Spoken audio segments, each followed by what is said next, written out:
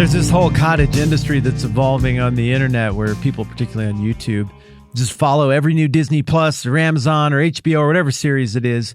And then they go and make Easter egg videos about it. And they're like, look what happened here and look at the connection here. And if you look at the comic book it was based on here, you can see that this author who wrote the comic book originally in 1961 said this, and it's a nod to this number that's in the thing. And I think it's all really interesting, and I enjoy some of that because I like narrative, but also it's all a knockoff because seriously, they that whole idea of the deep dive into the back catalog to understand all the connections and little Easter eggs and nuggets, it's all from the Bible. And we get to do that like it's a normal Tuesday for us. We do that all the time. That's what we're going to do today, as a matter of fact, because there's stuff in here where Matthew's like, hey, it's just like the thing from the Bible. You remember it? And if you don't go look it up, you might act just to be cool. Like, yeah, I remember it. I totally remembered, but you didn't. And I didn't either. So I had to look it up, and I'm going to share it with you. This is what we got. Matthew 27 is this whole tragic Judas business. And yeah, look, I know the guy screwed up. Man, I know he did really bad stuff, and we're against Judas because he's against Jesus, and I get it. Also, come on, let's be a little bit human here. This guy had the deck stacked against him in horrible ways. The entire force of the whole religious corrupt establishment was working him over.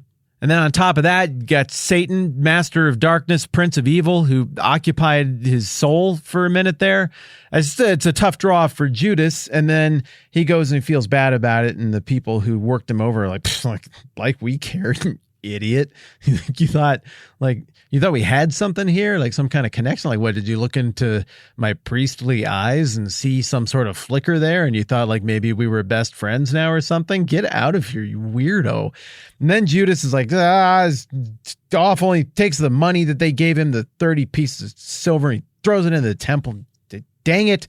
And then he just he goes and he hangs himself somewhere. And then after that, the chief priests pick up the coins, and they are not at all concerned about the reality that they just basically worked somebody over and used them up and disposed of them. They're getting somebody killed right now. They're like, no, we got to make sure that we dot I's and cross T's here and make sure that everything's in order, because what really matters is proper protocol for how to spend money and where it came from. So the chief priest picked up the coins and said, it's against the law to put this into the treasury since it's blood money. So they decided to use the money to buy Potter's Field as a burial place for foreigners. This is why it has been called the Field of Blood to this day. Then what was spoken by Jeremiah the prophet was fulfilled. : space. Open quote. They took the 30 silver coins of the price set on him by the people of Israel, and they used them to buy the potter's field as the Lord commanded me.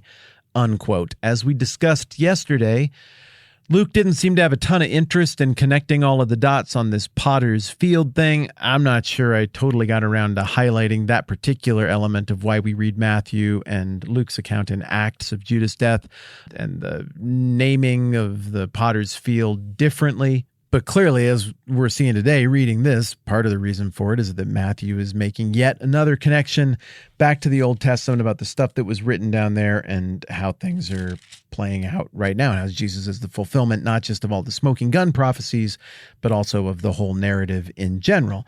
Well, this one isn't as neat and tidy as some of the other connections to the Old Testament. You'll recall we had one way back early on about Nazarene stuff where it's not super clear what prophecy Matthew is saying was fulfilled. And this one looks like an amalgam of maybe 3 different sets of fulfillment, starting with Jeremiah 18:1 through 4. So I'm going to turn, just a second. Okay, that's not going well. I almost got, just don't hang up. Got it. Jeremiah 18:1 through 4. This is the word that came to Jeremiah from the Lord. Go down to the potter's house, and there I will give you my message. So I went down to the potter's house, and I saw him working at the wheel, but the pot he was shaping from the clay was marred in his hands. So the potter formed it into another pot, shaping it as it seemed best to him. Just like, seriously, put a pin in that because it super, super matters. Then we're going to turn Well, we're going to turn 0 pages because it's right over here. Jeremiah 19, 1 through 13. Am I going to read all of this? Maybe. We'll see. This is what the Lord says. Go and buy a clay jar from a potter. Take along some of the elders of the people and of the priests and go out to the valley of Ben Hinnom near the entrance of the potsherd gate. There, proclaim the words I tell you and say, hear the word of the Lord, O kings of Judah and the people of Jerusalem. This is what the Lord Almighty, the God of Israel, says. Listen, I'm going to bring a disaster on this place. And that really is in keeping with the theme of Jeremiah throughout, that there's this judgment and this devastation. And the devastation is described in pretty gruesome ways, much like Judas's death. I don't think it's crazy to connect the language here in Jeremiah 19 to Jesus' words of warning in Matthew. It's got to be the end of 23 about your house is left desolate. Yeah, Matthew 24:38. Look, your house is left to you desolate. So there's some critique here of the Jewish leadership. There's some fulfillment motif with Judas. It's just not neat and tidy. It's like the story's rhyming more than the smoking gun prophecy thing. But there's more in Jeremiah that I want to read. We're going to go to Jeremiah 32, 6 through 9, which touches on this. Again, it's important to me that you know, as I am turning pages, that I do not know these things off the top of my head. I mean, some of it I know off the top of my head because I've read it a lot. But like this kind of stuff, I got to look this up. I wrote it down in front of me before we turned the thing on. So like, don't think like, oh man, I didn't know those 3 references to Jeremiah off the top of my head, and I've gone to church for like 10 years. I'll never be good at this. No, you're great at this. You can totally do this on your own. I have the benefit of being able to prepare in advance because I know what we're going to talk about next. And there's a ton of this stuff that you would just never remember if you didn't go and look it up and do a little bit of digging. So we're learning together. Jeremiah 32:6. Jeremiah said, the word of the Lord came to me. Hanamel, son of Shallum, your uncle is going to come to you and say, buy my field at Anathoth, because as nearest relative it is your right and duty to buy it.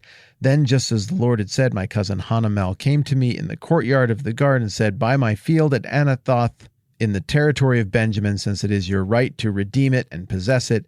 Buy it for yourself. I knew that this was the word of the Lord, so I bought the field at Anathoth from my cousin in Hanamel and weighed out for him 17 shekels of silver. So in all of this Jeremiah stuff about potters and clay and fields and all of that, it seems like a whole lot of those themes Matthew is saying are somehow resolved or echoed in what we're getting here with Judas. Now, Matthew has also spent a bunch of time talking about Zechariah, as we have discussed, and over in Zechariah 11, which I am going to find right now. Got it. In verses 12 and 13, we get something that is a little more smoking gun. I told them, if you think it best, give me my pay, but if not, keep it. So they paid me 30 pieces of silver, and the Lord said to me, throw it to the potter, the handsome price at which they priced me. So I took the 30 pieces of silver and threw them into the house of the Lord to the potter. Now you might be wondering, why didn't Matthew also acknowledge the Zechariah stuff? Because I mean, the Jeremiah, I see it. It's a lot of the same themes. It feels like there's a narrative conclusion or follow through in this story for the Jeremiah stuff, but the more smoking gun, overt follow through seems to be in Zechariah. So why wouldn't Matthew just reference Zechariah and give him credit there as well? And the answer to that question is, I don't know, because it seems like he would want to also reference Zechariah there, but he didn't.